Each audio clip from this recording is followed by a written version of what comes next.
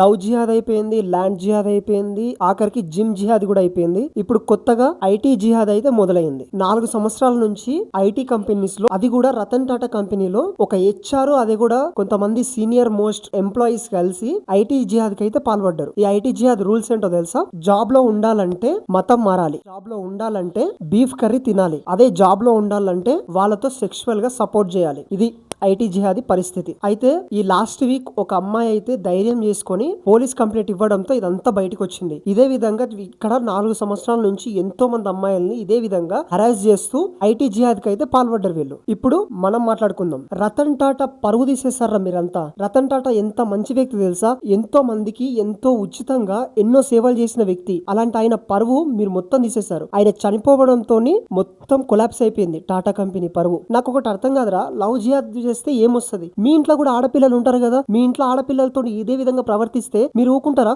ఇప్పుడే చెప్తున్నా, ఎంత మంది అమ్మాయిలు ఉంటే అంత మంది అమ్మాయిలు 4 years లో ఎంత మంది సఫర్ అయిన ప్రతి అమ్మాయి బయటికి వచ్చి మీ వాయిస్ ని రేజ్ చేయండి. ప్రతి ఒక్కరు కోర్టులో అయితే సాక్ష్యాలు చెప్పండి. మీకు ఏమి అవ్వదు, మీ ఫేస్ కూడా రివీల్ కాకుండా గవర్నమెంట్ అయితే చూసుకుంటది. వాళ్ళకి ఉరిశిక్ష వాడాలి. నిజంగా చెప్పాలంటే హిందూ అమ్మాయిలకి మెయిన్ గా చెప్పేది ఒకటే, జాగ్రత్తగా ఉండండి.